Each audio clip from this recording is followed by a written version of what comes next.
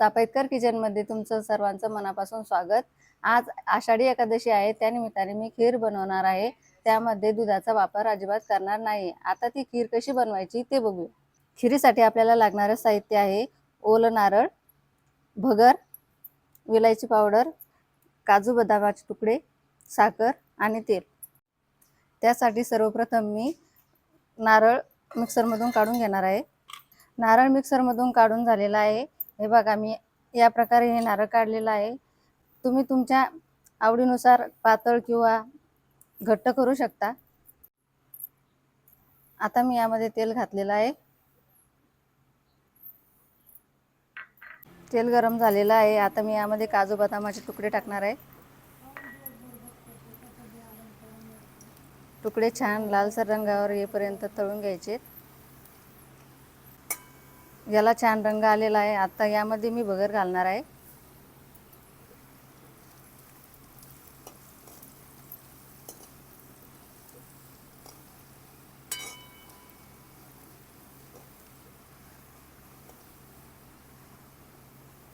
त्यानंतर विलायची पावडर,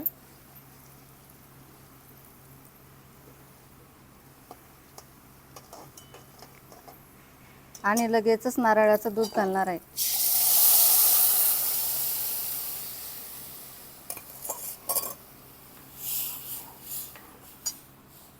यामध्ये मी थोडंसं पाणी घालत आहे।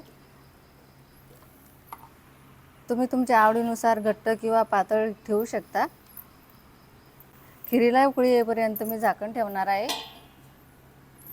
खीरीला उकळी येईपर्यंत तुम्ही व्हिडिओला लाईक करा, शेअर करा, सबस्क्राईब करा। खीरीला छान उकळी आलेली आहे। खीरीला छान उकळी आलेली आहे। आता मी या खीरीमध्ये साखर टाकणार आहे।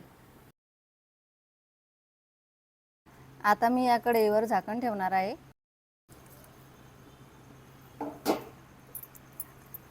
खीरीला छान उकळी आलेली आहे आणि खीर सुद्धा खूप छान झालेली आहे। खीरीचा मस्त सुगंध येत आहे। हे बघा, मी गॅस बंद केलेला आहे। खीर रेडी झालेली आहे। तुम्ही सुद्धा ही एकादशी निमित्त खीर बनवून बघा, खूप छान लागते आणि उपासालाही चालते। व्हिडिओ तुम्हाला नक्कीच आवडला असेल, लाईक करा, शेअर करा आणि चापेकर किचन या चॅनलला सबस्क्राईब करा। भेटूया पुढील व्हिडिओत। धन्यवाद।